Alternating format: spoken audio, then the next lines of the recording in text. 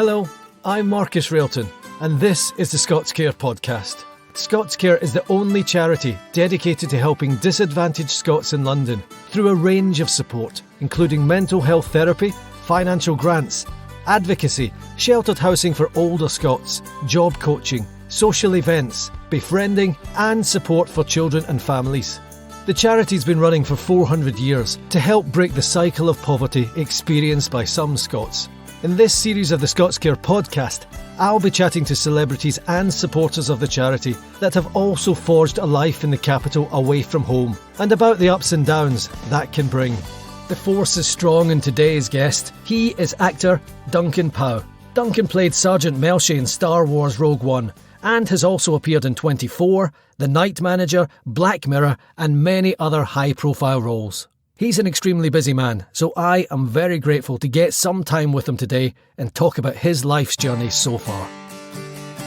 ScotsCare, helping to break the cycle of deprivation for Scots in London. Hi Duncan. Hiya. Thanks for joining me. I know you're busy. I'm not busy, but you're welcome. But you know what? First of all, I want to say thank you, because you have made me vaguely interested to my children for the first time in a long time. I said to Noah, my 13-year-old, I'm interviewing Sergeant Melshi from Rogue One, a Star Wars story, and he was genuinely impressed. Genuinely, because I thought, he's seen it, but I thought, I'll show him. Anyway, yeah, I know who he is. So he was genuinely impressed. But then it kind of tipped over into, but how are you talking to him? Why do you get to talk to him? So he's impressed by you, but reinforcing the fact that I'm a nothing. well, if he knew me, he'd be less impressed, I'm sure. And Rafe, my 9-year-old, I said, you've seen it, Rafe. And, I'm interviewing Sergeant Melshi from Rogue One, a Star Wars story. And he went, really? Oh, that's great. The guy with all the arms, who's the leader of the droid army. And I said, no, that's General Grievous. And he went, all right, then. So, but you can't have everything. Then we got talking about Star Wars generally because he was talking about the dark side, and he was talking about, this is my 9-year-old Rafe, he was talking about the light side, and he was saying, why is there a dark side and a light side? And I don't know if you agree with this. I was saying, because Star Wars is a bit of a metaphor for life. We've all got a bit of a dark side, because he was talking about Anakin and turning into the dark side, but he started off as a good guy.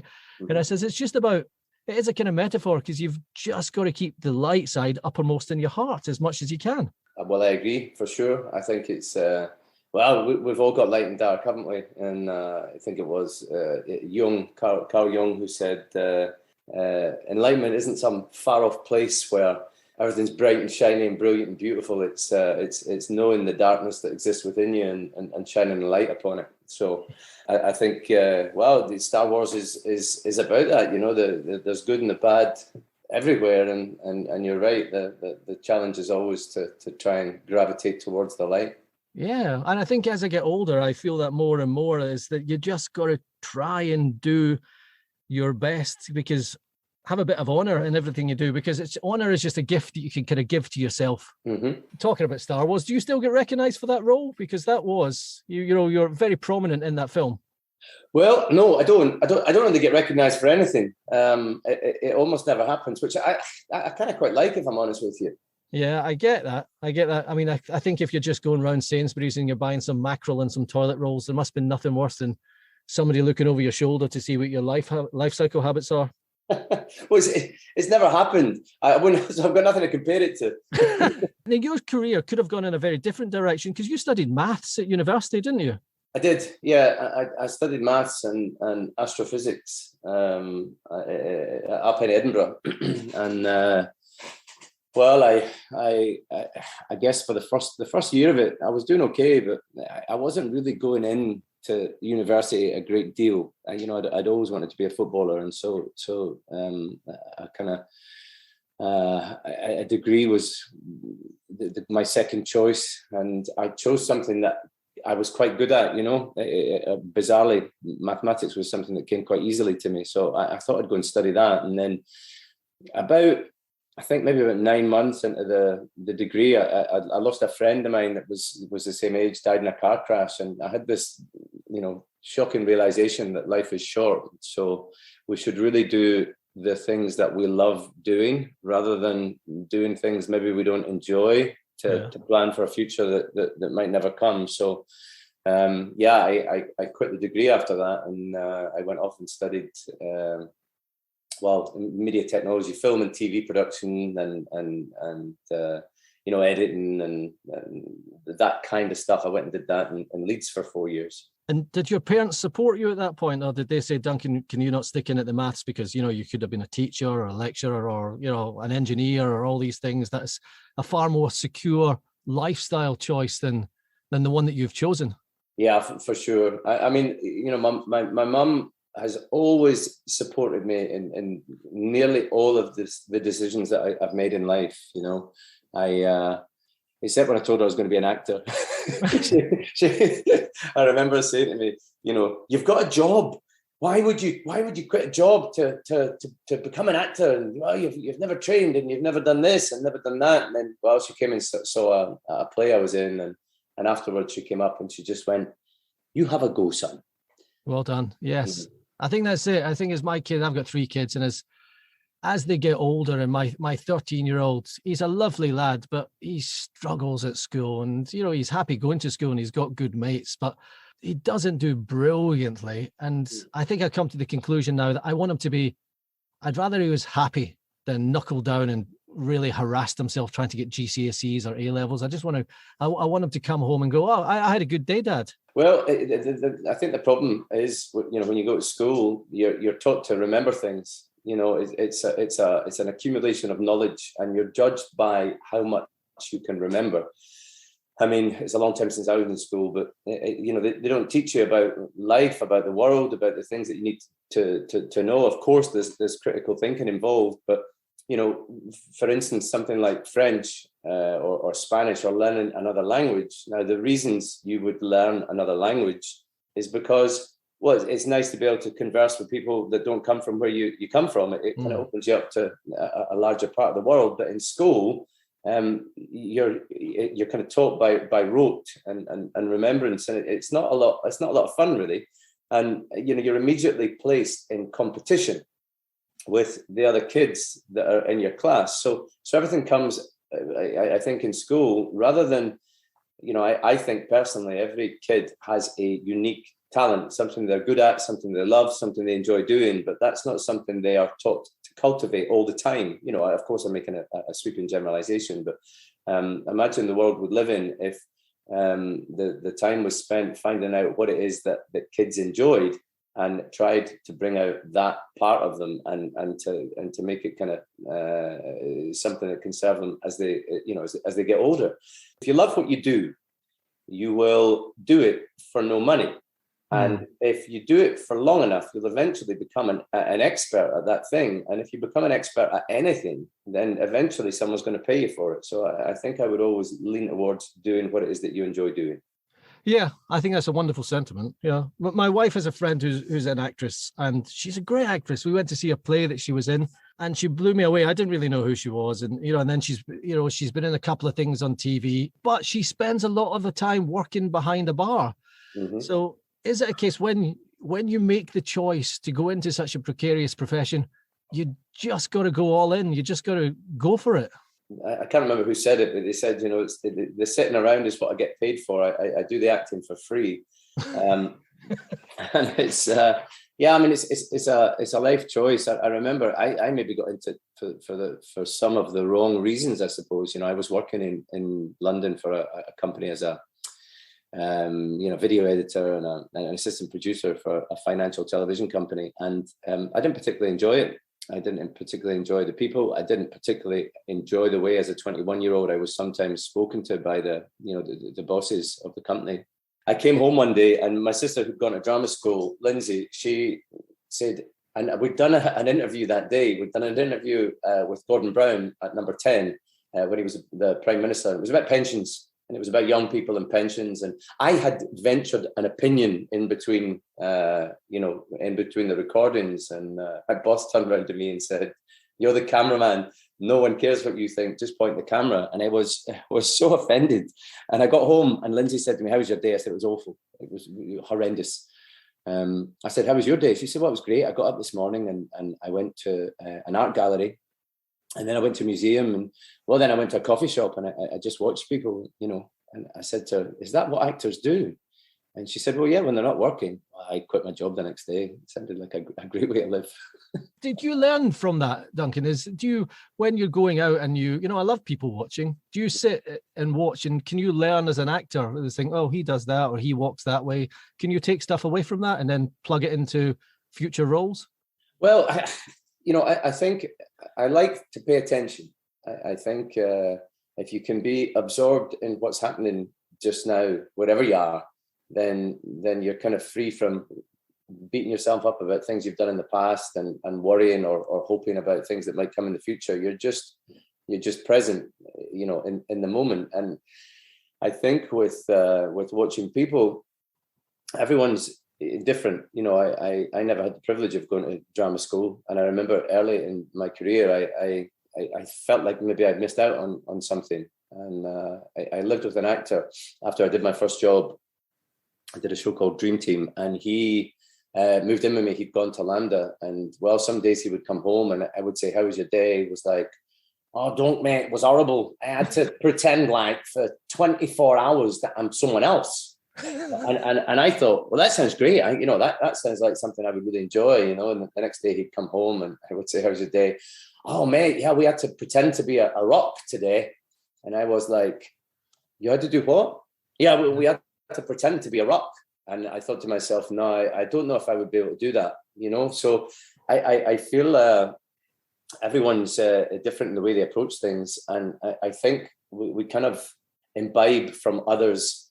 If you hang around with someone long enough, you're going to pick up some of their mannerisms, some of the way they talk. I work a lot with a guy from Venezuela, and his English is so, in Spanish, sometimes when you talk, sometimes you'll say "para mí," and then you'll say the sentence, which is "for me, this is how this is." All right, and so and that's how he speaks English. He says, "Well, for me," and da da da. And I find I've picked up the way that he talks, even to the extent of he'll make noises sometimes when he does stuff, and I noticed that I've done it. And I think any of us, if we're around people long enough, we start to behave a little bit like them. So I think we're always taking that in, but then when I get a job or a role, I have always found that the character comes from saying the lines. I don't know if that's a kind of a Neanderthal way to approach it, but it's the one that's worked for me. ScotsCare, for Scots in London in need of support, financial, practical or emotional.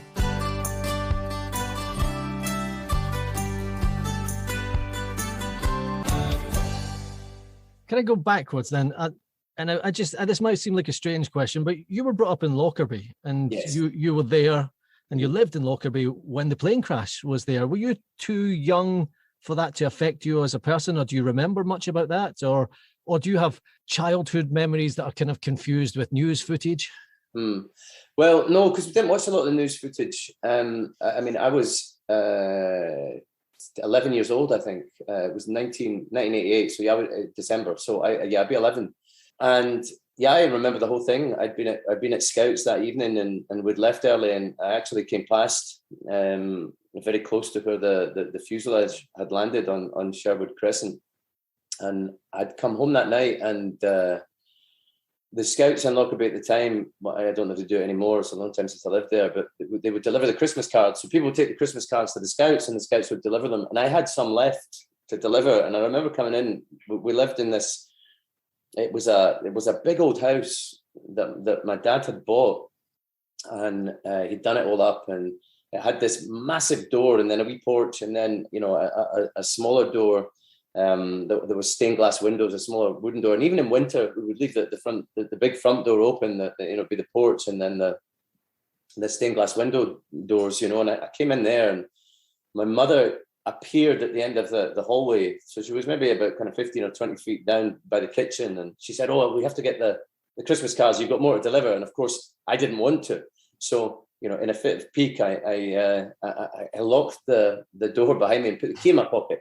And when she appeared back at the door, there was a kind of a rumbling, like a low rumbling. And then the door started to shake a wee bit.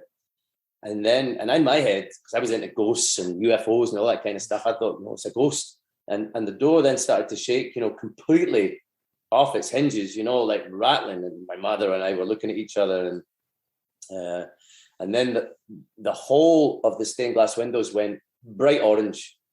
And we ran into the living room, and we had these big kind of sash windows, and you could see the other side of the motorway, and there was just a mushroom of flames. And I remember picking up the phone, and bizarre as this is, I was an 11-year-old kid. I was that excited to dial 999 because, well, I was an 11-year-old kid and I wanted to call 999. It was, you don't really understand the gravity of the situation, I suppose. And of course, all the phones were dead. And we went outside, and this was Lockerbie in Scotland in 1988. So it was winter, And Yeah. I just remember you could feel the heat. It was a tropical heat.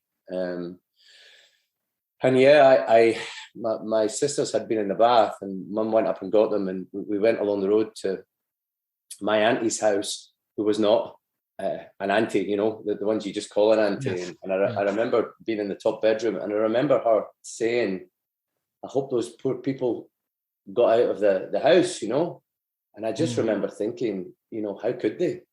It was, we had no concept of what had happened, but of course, in the days and months and years ahead, it became very clear. But I think with kids, because I was so young, you kind of absorb these things. You do, and I understand what you say in that you don't appreciate the gravitas or the death that was caused there, but it's obviously been indelibly inked into your psyche. Yeah, it's I have the sense that my life has been telling me in various ways that you don't know when it's going to be over.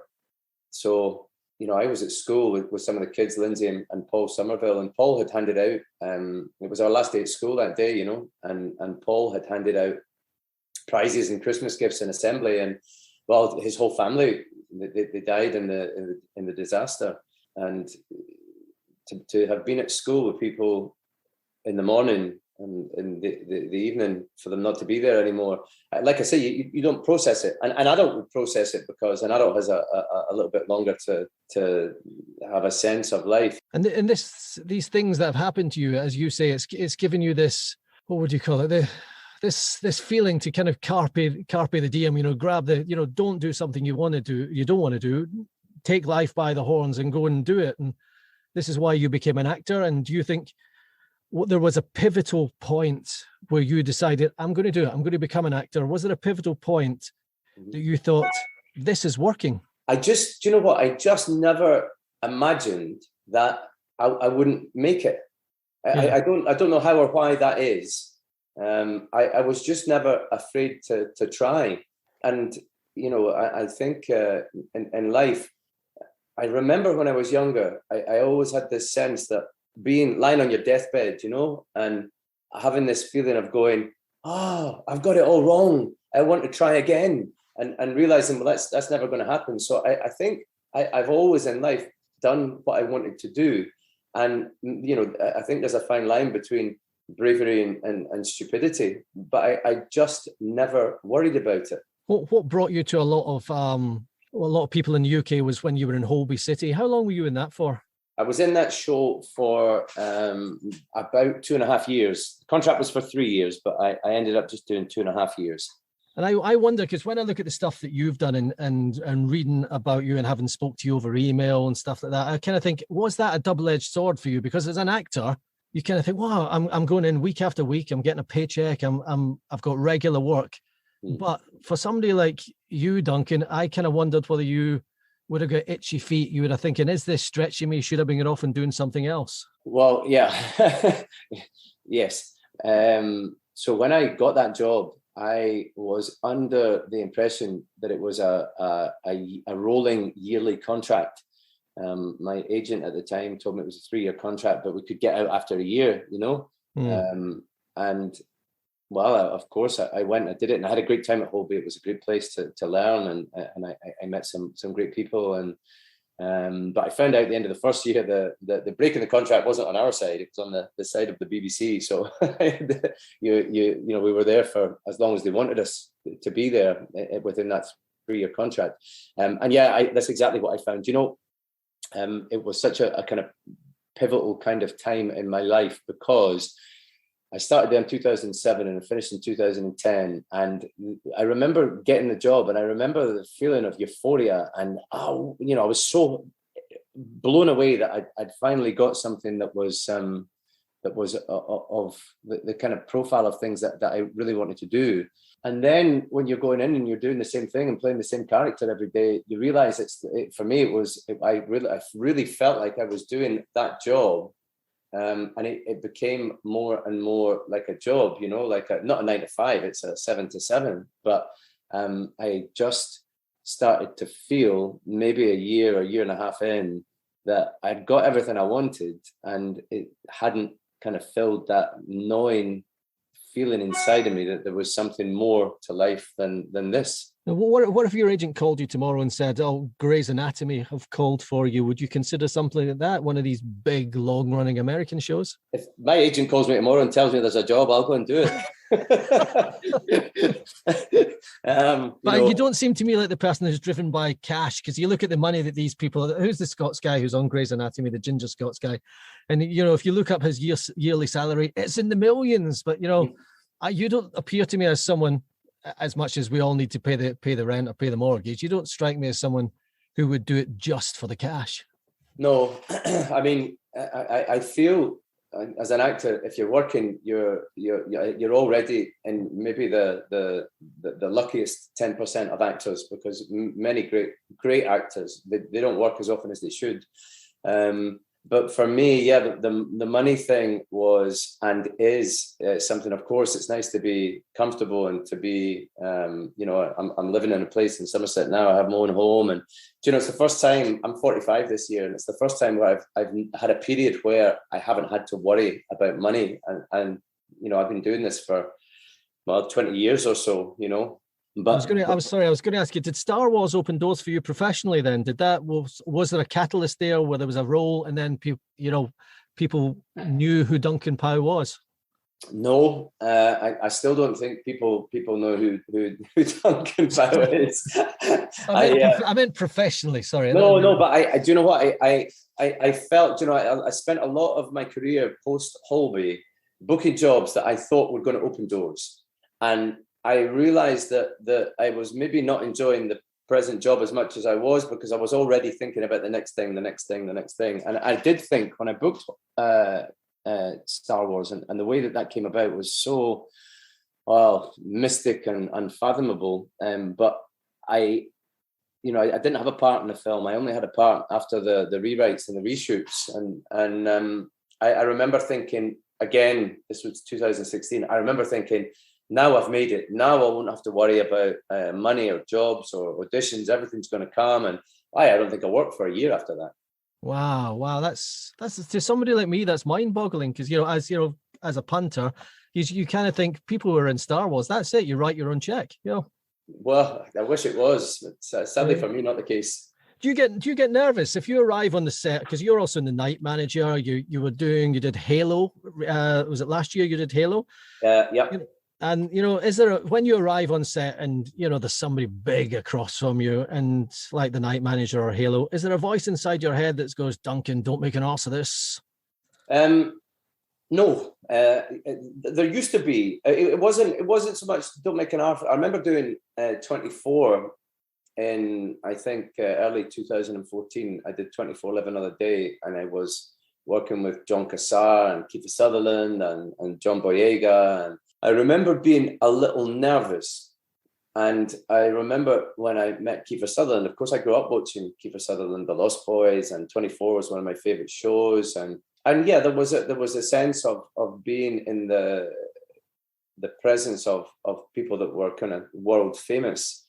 Yeah. And I feel back then in 2014, I was maybe still had that feeling that maybe I was going to get found out, because I didn't go to drama school. I didn't do I never went that route of training and feeling like I always thought at some point I'm going to get found out, but I just kept doing it. And now, I go on jobs and my mentality has kind of changed, because I think maybe early in my career, I wanted people to notice, in the sense that, I wanted a chance, and I had that.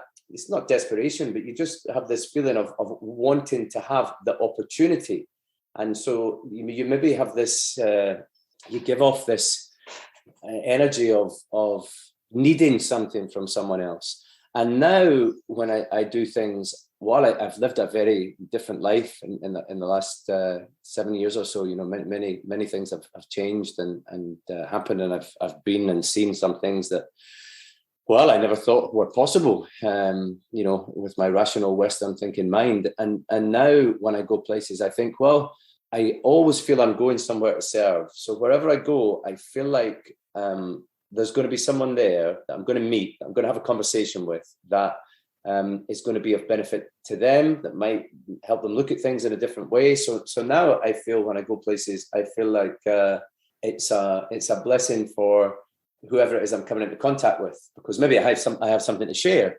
And I think maybe early on in my career, I didn't think I had something to share, and maybe I thought that the work, the career, the job was the thing that was going to define who I am. But I realized if you live your life that way, and you define yourself by your success in your career or as an actor, then your definition of success is limited only to the periods that you're working and to the success you have in your career. Whereas now I look at it very differently. I think your measure as a human being is measured in it's a different thing, and we can make ourselves very small by thinking that the things that we do are what we are.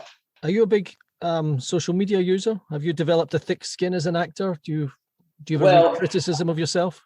Well, do you know what? I don't care what people think about me. I used to. I used to be a big thing for me, and I think that the freedom of not caring. It's not that I don't care. It's just that I don't worry about it. I think if we take the time to examine our own mind for long enough, we'll realize we are creating a narrative inside our head about things. And if you can look at that from a kind of logical sense, you must realize then that if you're doing it yourself, everyone else is doing it. So there's not a lot of people that are thinking too much about you. And I've never taken praise to heart. I've never felt like if someone said I did a good job, that I did a good job. I never felt that way. And so in the same way, if you don't take the praise to heart and make that change who you are, then it's just as easy not to take criticism to heart either.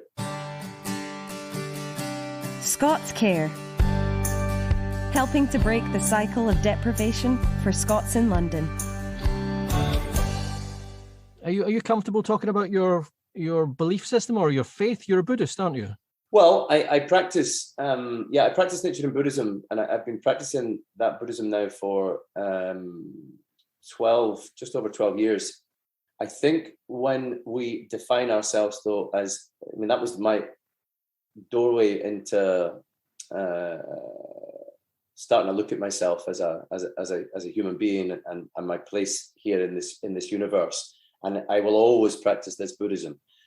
However, I think to call oneself a Buddhist or a Christian or a Muslim or a Jew we're separating ourselves in many ways from everyone else in humanity. At the core, we're all human beings, and we're all on this kind of ball of water flying around a ball of fire in the sky. And I think divisions are unhelpful. And I think there's no one way to understanding the truth of what we are. There's not a Christian truth and a Buddhist truth and a Jewish truth. There's just there's just finding out what you are. And Buddhism, does your belief keep you balanced? Does it connect you to the planet, or does it? I'm always interested in what keeps people sane in this crazy world that we live in. Well, what it's done for me is it has opened many doors. the study of Buddhism. I started practicing Buddhism in 2010. At that time, I'd been in Holby for 3 years. I lived in a nice house. I drove a nice car. I had everything that I thought was going to make me happy, and I wasn't. I just wasn't. And I remember I went out for lunch with the casting director, Liz Stoll, and I told her I'd started meditating because while I was going through a breakup with the girl I was living with. And she said to me, I used to chant. And she wrote down the words Nam Myoho Renge Kyo. And she said, look, I can introduce you to a guy who I went and met. And he told me all about this practice. And he just had something. This guy, he just had something, and I didn't know what it was. And he asked me why I was there, and I said to him that I had everything that I thought I wanted, but I wasn't happy. And also, if I had a problem or an issue, it would be running a constant train through my head. So I wouldn't be focusing on the person I was talking to. I would be focusing on the thing that's going on in my head and wondering how I could get it into conversation so that we could talk about my problem, And the Buddhist practice for me has really quieted things down inside my mind, but also it's kind of the way that my life, the trajectory and the changes inside of my life that have taken place this last 12 or 13 years have been unfathomable. And if you said to me, look, Duncan, if you start doing this practice and you chant Nam Myoho Renge Kyo every day, in 12 years' time, you're going to feel like this. Well, I would have bitten your hand off. But if you'd have said to me, for that to happen, you're going to have to lose everything you have. You're going to lose your sister to suicide. You're going to have open heart surgery. And you're going to have instances where you think you're going to die. I would have probably not signed up. But those things that happened, I realized that something has taken place in the sense that, they say when you chant Nam Myoho Renge Kyo, what you're doing is you're summoning forth the Buddha nature that exists within yourself.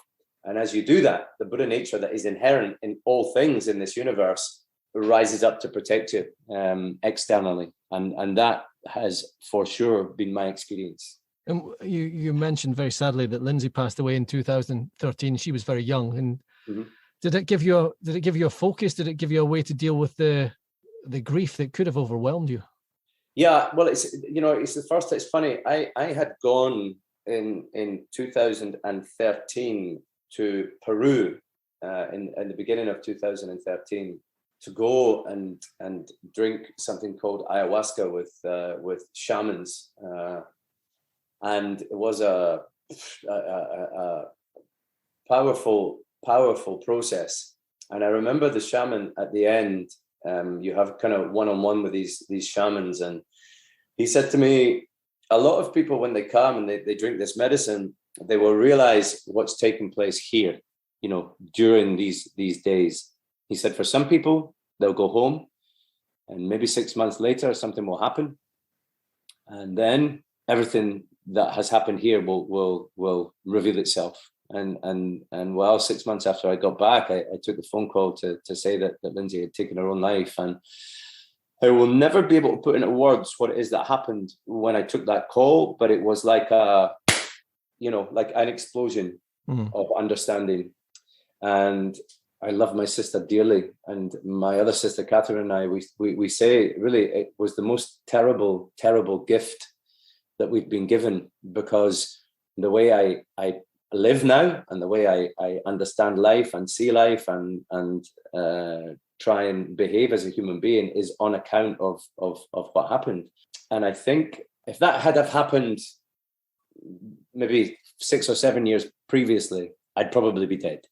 And I'd probably be dead because I would have thought, isn't this awful, and wallowed in the grief of it all and played the victim of, not intentionally, of course, but we have a tendency to feel like, why is this thing happening to me? And sometimes when bad things happen, we can go one of two ways. We can try and make things better, in which case we're kind of working in harmony with the universe, or we can make things worse. And by making things worse, what I mean is we can kind of take a very selfish approach to what it is that's taking place and not think about the people around us. And I might have drunk myself to death, who knows? But as it happened, I experienced the death of my sister from a place that everybody else in the family experienced it in their own way. Of course they did.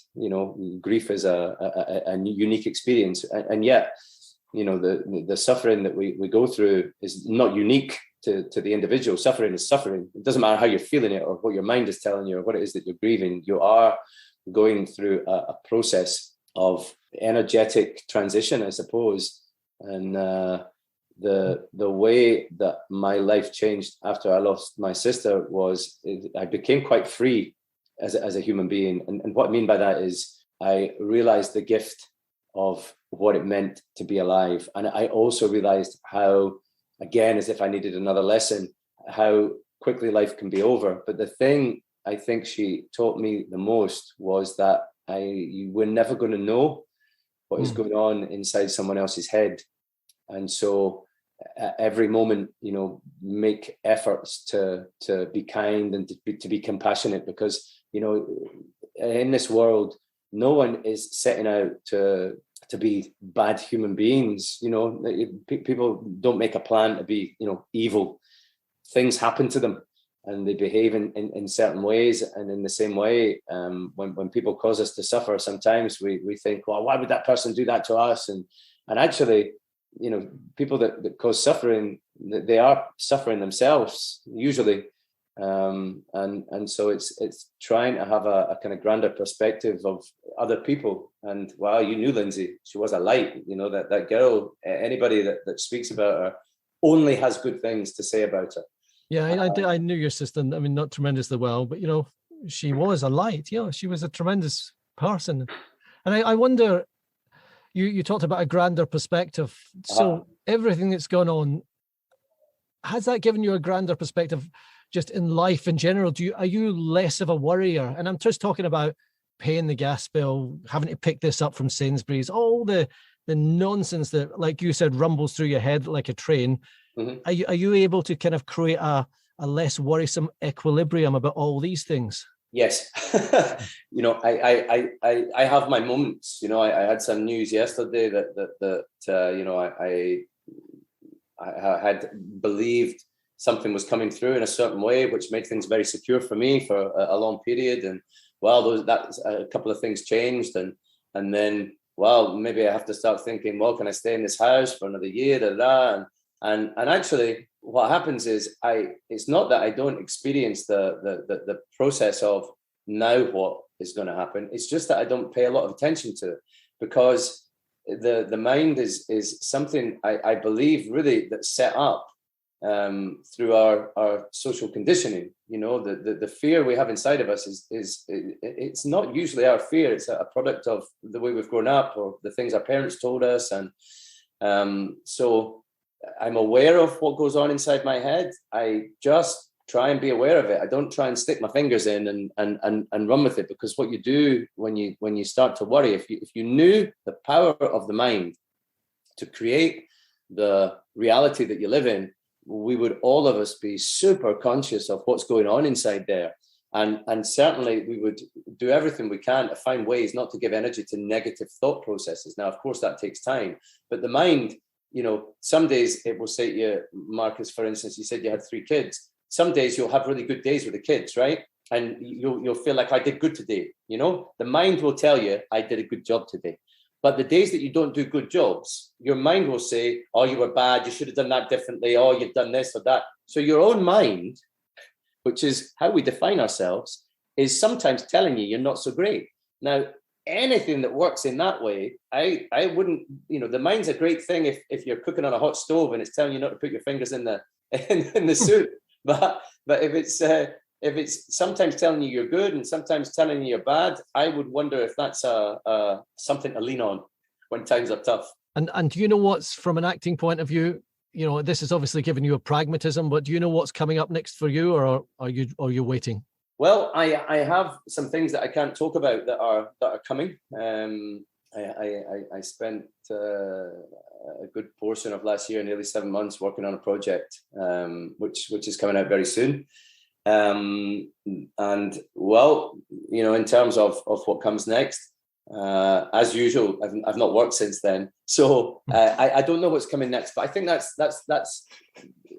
think the life of an actor is a kind of microcosm of what life is like, and well, maybe experience it a little differently, in the sense that you never know when your next job's going to come from. You never know when your next paycheck's going to come from. Now, a lot of people can't live like that. A lot of people, they like the security of knowing I'm going to get paid at the end of the month. I can pay for this and this and this. The idea of not knowing that for some people would be, horrific.